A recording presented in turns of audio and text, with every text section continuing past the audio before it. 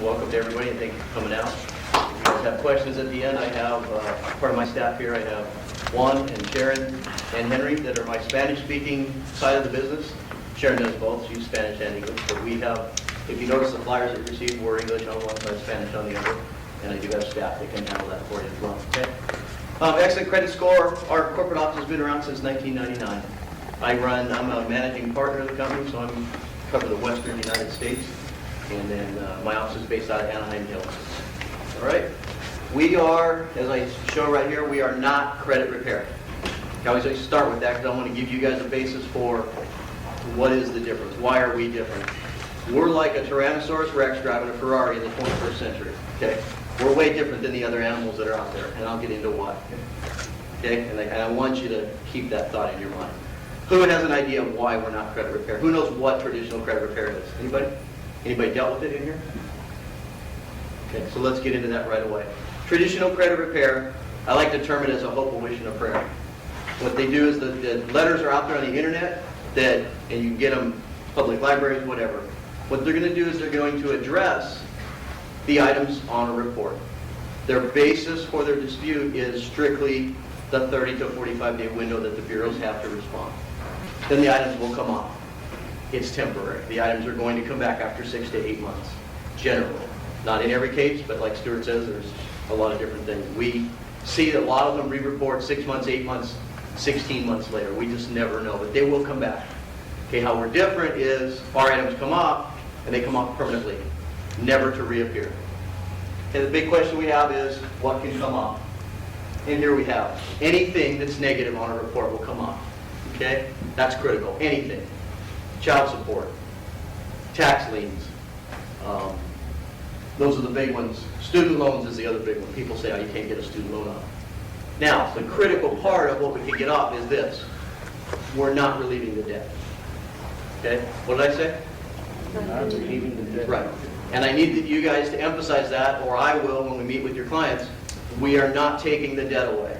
If I get a tax lien off of that report, IRS is still in the wings and they're still going to come after them. It's critical that they know we're not taking away the debt. Okay, same with a student loan. We all know student loans will never go away. That's a government-backed thing that's going to stay with that person, whatever they do. Property tax liens, same thing. They're going to be chasing those people. And there's even credit card companies right now that will file to garnish wages. They will file a judgment. There's Citibank, American Express, they're going very aggressively after the consumer. So many of these consumers have run up that credit card debt, and they will think that they're out of the woods on that, and those companies will come after them, and they will file a judgment against them. Okay, they will garnish wages. So any items that are on here, bankruptcy, we can do a bankruptcy while they're in it. As they go into it, I have clients that go into bankruptcy while we're working on their credit, because what you need to understand is we are working strictly with the credit bureaus. We're not working with the creditors. They're going to report to the bureaus. Is that clear, everybody? I'm not going to be dealing with Capital One or Chase or Citibank. I'm working with the bureau and what they report and how they report it, okay? The creditors are not our responsibility. So anything negative. Okay, I'd like to give a little overview of what we see in reports. We know that about 79 to 88% of the numbers that linger out there of credit reports have errors on them. Okay, that's critical for the homeowner that you guys are trying to work with, because many times they don't have stuff that belongs to them. And these are the numbers. 64% had someone else's negatives. That's a big number. Okay, 23% belong to relatives. We see a lot of common names where they're not a junior or they're not a senior, and the information gets merged because the social or the identity has been misconstrued in the process. 13% belong to ex-spouses. That's a kind of probably a low number at this point. 94% of all consumers had uncorrected errors. So they've tried it, they've utilized different services to try to change it, and they had no success. And then 91% complained about the bureaus not responding. That's a common place. We get responses, but we don't promise responses in every aspect either. We know they delay, we know that they cause different things to happen. And then 86% outside of our program said that they had items that reappeared. Okay, that we know that items come back. You guys can probably talk to people that you know, and there's many examples of stuff that reappears. With us, it does not reappear. Okay, I like to talk to people because we all got credit. We received cards, we got it, and we had no idea what makes up a FICO score. So I like to give, part of our program is an educational based and it's dispute based. So our clients get two aspects to this. We want them to understand the components of the score and what they're going to get into in the future if they co-sign on a loan, if they do different things. We want them to understand. So we are educational based. We also have the dispute side. Okay, it's a twofold program. What is their score? It's their credit worthiness. How much risk are they to those lending institutions? Are they a high risk because they have short sale foreclosures, bankruptcies, charge-offs in the last 5 years, 3 years, 10 years, whatever it is? And based on that, the other factors that come in is, what's your credit history? What have they done for the last period of time? Usually 48 to 81 months. There's ranges in there for different creditors. Your credit use, 30%. Okay? If you're using it all the time and you're paying it down or you're carrying high balances, all those factors weigh into this. How long have you had your accounts? Has this account been for 12 months? And you'll see many times on the reports it'll say account history not long enough when we see lower scores and different avenues on the reports. What types of credit do you have? Do you have items that are a lot of student loans because they don't help your score as much? Or do you have a variation? Do you have a home loan? Do you have an auto loan? Do you have a revolving credit or two? So those are all the factors that come in to make up 10% of your score. And then the last one is new accounts. How many new accounts have you opened up? Have you applied for 30 new accounts in the last 90 days? Or have you applied for 5 in the last 2 or 3 years? All those are going to affect how your score is accumulated. And dispute items on behalf of the consumer. Okay, what it says is the bureaus have to have two things. They must have verifiable proof. Okay, that's key for all of us because we want to make sure that account belongs to that consumer, number one, because there's identity theft rampant in our world today, correct? So we want to make sure, number one, that account belongs to that customer, that client. The second part is the bureaus are required to have copies of the original documents of whatever the transaction that's negative is. Mortgage, car, credit card. Does anybody know, do the credit bureaus have a warehouse full of documents that they collect? Anybody know that? Anybody? Do they? Do they collect documents? No. How do they report? Electronically. In 1972, they used microfiche, which was the medium of communication at that time. Now they've gone into all the other electronic reporting that's out there. So they don't have the ability to send that. They could very well go out and do it. They could go and send someone to the courthouse at the county recorder's office and get the documents, but they'd have to have a massive warehouse with numerous people chasing down these documents. So if they went to that level, what would that mean? Anybody? Increase what? Yeah, cost. Right. They get paid to report right now. They don't need to do anything more. They make a lot of money reporting. So they don't need to bring on additional resources to do what they've been doing since the 70s and even earlier. Okay? The deleted items on our process are permanent, and they are backed by federal law. The Federal Trade Commission and the Attorney General in the jurisdiction of the client will regulate that these items must stay off permanently, and I'll explain that a little bit more. Okay, so the question, I got ahead of myself, but why don't the credit reporting agencies obtain the documents that's required by this? Space, costly, Space, costly. Like maintenance, like you need a overhead cost is too high. Correct. And a lot of people say, well, what if I'm the first one and they go and do that on me? Or what if they start doing it next year? Right now it's the law. And we know that they can't go and submit a change to this law that was written in 72 and get it passed in a short period of time. There's going to be a lot of bureaucracy that goes on, and there's going to be a lot of resistance from consumer groups because the consumers, this is a way out for them. The other big reason is we don't send 2 or 3 million files a month to them and use our process. We've helped about 300 to 350,000 people since 1999. We're not even on their radar. We're a flea on their back, and they don't even know we're there right now. So that's a big reason why we've been so successful and utilize this. Pretty much when you get in touch with them, you say this flea, this bed bug is bad, let me get him out and give you what you need, and that They let the government count. I wish it was that easy, but that's... That's the goal, right? They will play a game. They play Yeah. cat and mouse. They don't just roll over. Everybody thinks, oh, great, I'll be done in 90 days. Uh-huh. Well, they're not going to be done in 90 days. They play cat and mouse. They change their address. We know every summertime when vacation time comes, the credit bureaus want to offload their mailing, so they change their address. So they moved from California to Texas. So if you're reporting on 230 million people Uh-huh. as the average, and you change your address, does your mailbox go way down in stuff that's delivered to you? They do it every year annually, right around the same month. We monitor and we know what happens, okay? Mhm. So we talked about why doesn't somebody go to Congress and try to change this? A lot of it is the bureaus are good with what they're doing. They're reporting, they're making great money reporting for the different clients that they have.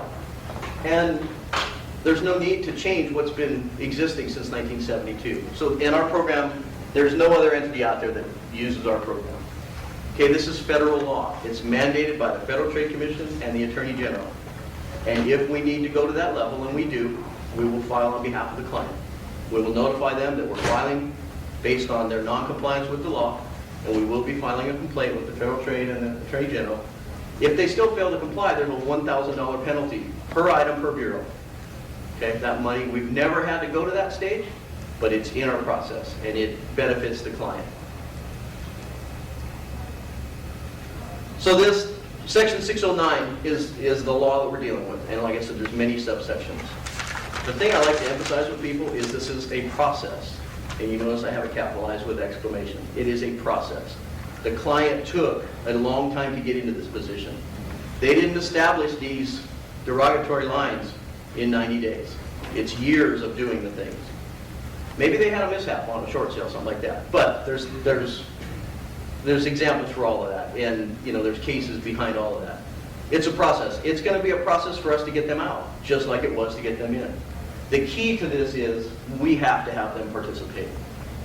Okay? I can't send them one round of letters and then they say, good, everything's done. We need them to utilize our educational side. Okay, they're going to get 14 to 16 informational emails. Those things are going to explain to them. What if I co-sign when my score starts going up? So if my son needs a car, maybe I'll co-sign on for him. He doesn't have any credit. What if I become an authorized user on an account? What are my risks? What was that account history stuff that I wanted to know about? What does a student loan do for me? They're going to get information to help them understand this whole credit scoring system so that once we're in good shape and they have that score, they're not going back down that road. We're going to educate them and keep them at that level for the future.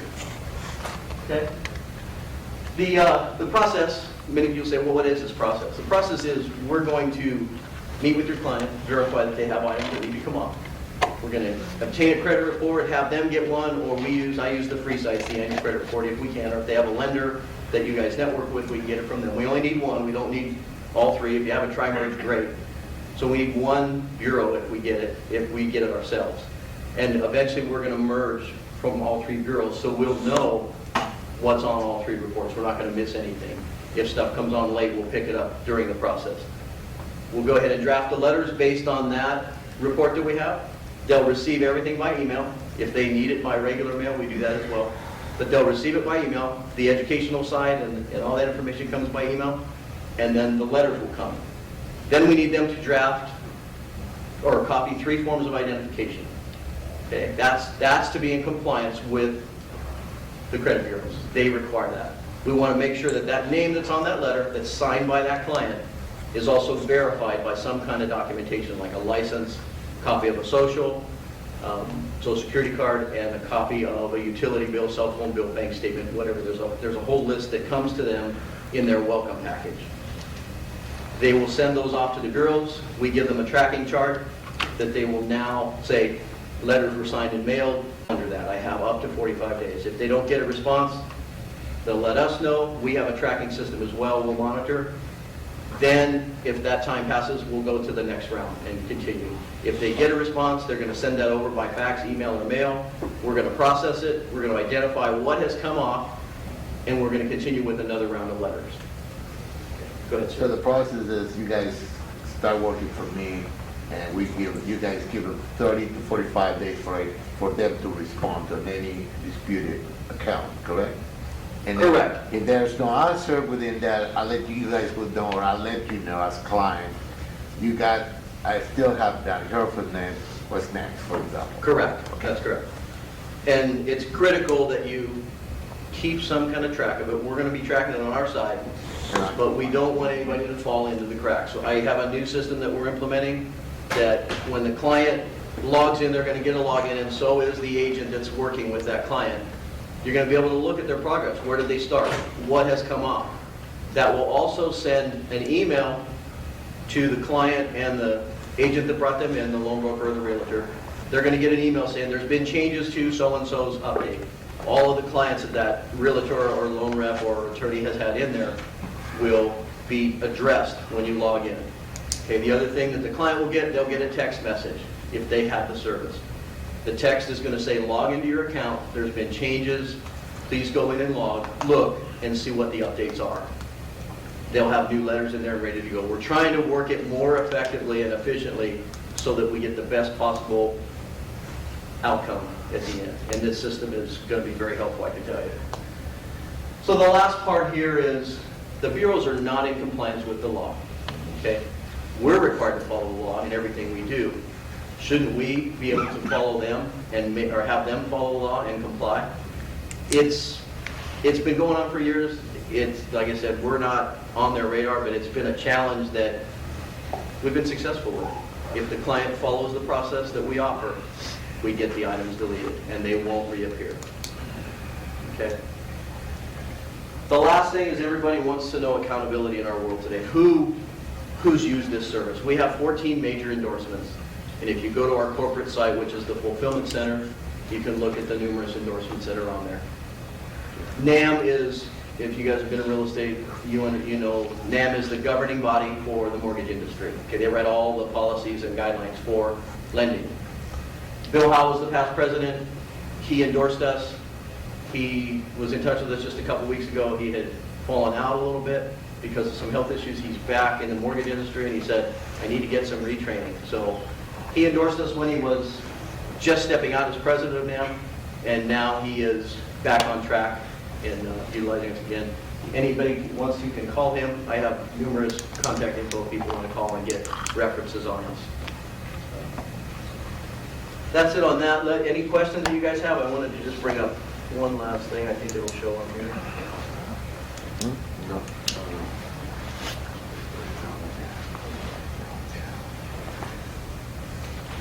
So a lot of times people want to see what can you get off. And this, I don't know, I'll wait and see. I just usually keep a few examples. Chapter 13 bankruptcy, it was dismissed, and then we took it off the report. So I like to show the big items, bankruptcy, foreclosure, short sale.